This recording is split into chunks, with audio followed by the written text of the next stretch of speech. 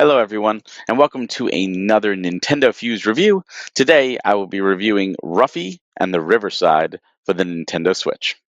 So, Ruffy and the Riverside is a 3D platformer using a unique art style where all the characters are two-dimensional and the rest of the world is 3D. This is coming out on June 26th, 2025, and it was developed by Socrates Laboratories and published by Piffin Games.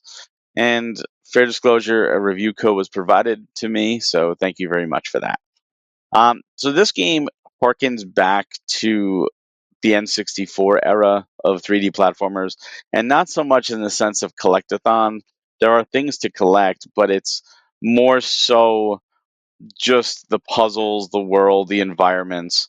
They feel ripped out of the N64, and that is a very good thing if you're nostalgic for that era.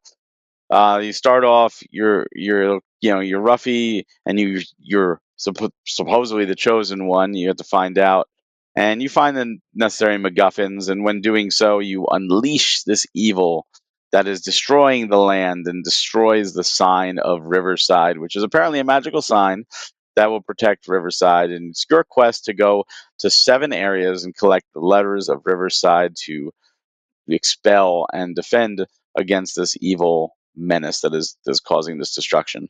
And along the way, you will have different characters to meet, different quests to accomplish, and a whole bunch of puzzles to solve. It's interesting is this game uses a currency system. First off, you could use that currency to buy heart upgrades or health upgrades. You could use it to get hints or solutions. Really, if there's a puzzle that's really stumping you, you could just pay an NPC and they'll give you the solution.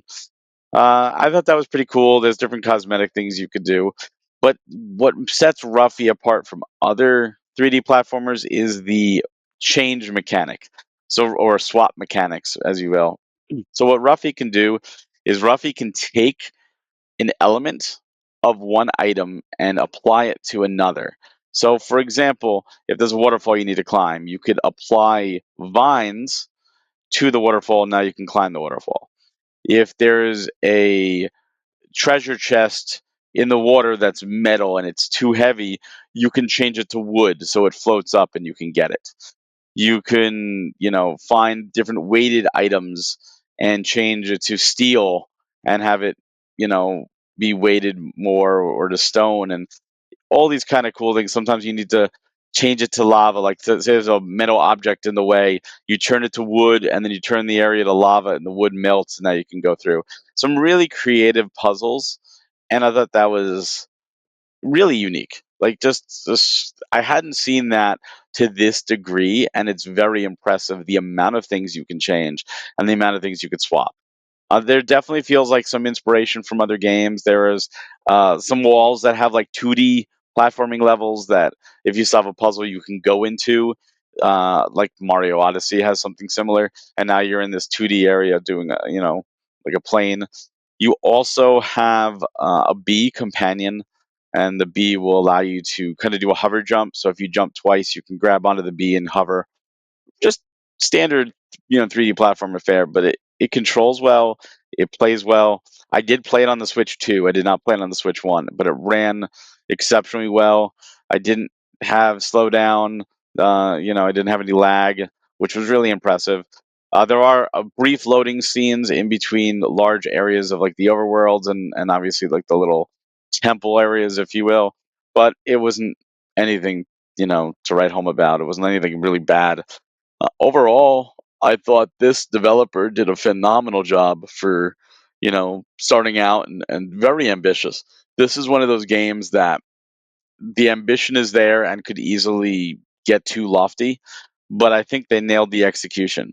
Is it perfect? No, but the little quirks kind of add to the charm, and there's a lot there. In fact, there's way more quests and NPCs and characters and dialogue than I was ever expecting in this 3D platformer. So if you enjoy 3D platformers, this game is 1999. Again, it comes out June 26th. I think it's absolutely worth your money. For a new 3D platforming adventure. The swap mechanic is unique. The characters are charming.